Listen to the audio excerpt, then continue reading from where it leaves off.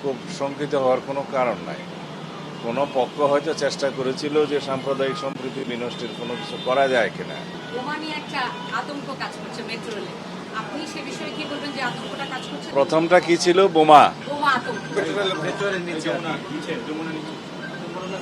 রথযাত্রা এবং উল্টো রথযাত্রা এই দুইটাকে আমরা নিরাপদ করার জন্য সমন্বিত প্রয়াস নিয়েছিলাম। আমাদের আইন শৃঙ্খলা রক্ষাকারী বাহিনী, গোয়েন্দা সংস্থাসমূহ খুব সমন্বিত প্রচেষ্টা নিয়েছিল। কোনো অসুবিধা হয় নাই এবং শান্তিপূর্ণভাবে সেটা অনুষ্ঠিত হয়েছে। তবে দুর্ভাগ্যজনকভাবে উল্টো রথযাত্রার দিনে কমলাপুরের ওইদিকে, মতিঝিলের ওইদিকে একটা মেট্রো রেলের পিলারের নিচে একটা বোমা সদৃশ্য জিনিস পাওয়া যায় একটা ছাতার মধ্যে। সেটা আমাদের আনসার দুইজন সদস্য এটা দেখার পরে পুলিশকে জানায়, পুলিশ এটা কর্ডন করে রাখে এবং এটা বোম ডিসপোজাল ইউনিট যে সেটা সরায় এবং পরে এটা বিস্ফোরিত করে।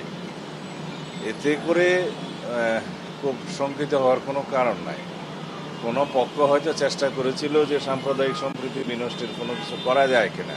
Presenting Walton Crystal Series. Switch to premium. Switch to Crystal.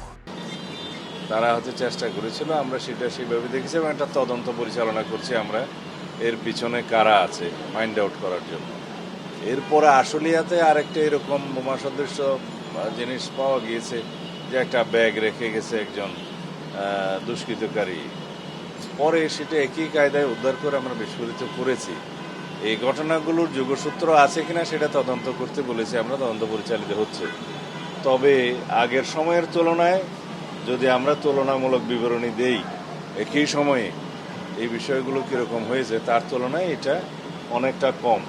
তবে আমরা সবসময় সতর্ক আছি এবং আমাদের এই জাতীয় বিষয়গুলো যারা অ্যাড্রেস করে আর কি, এই আমাদের উগ্রবাদী তৎপরতা বা এই জাতীয় সাম্প্রদায়িক সম্প্রীতি বিনষ্ট করার যে সমস্ত তৎপরতা, এগুলো যারা মনিটর করে আমাদের স্পেশাল টিম আছে, তারা এই ব্যাপারে সতর্ক আছে।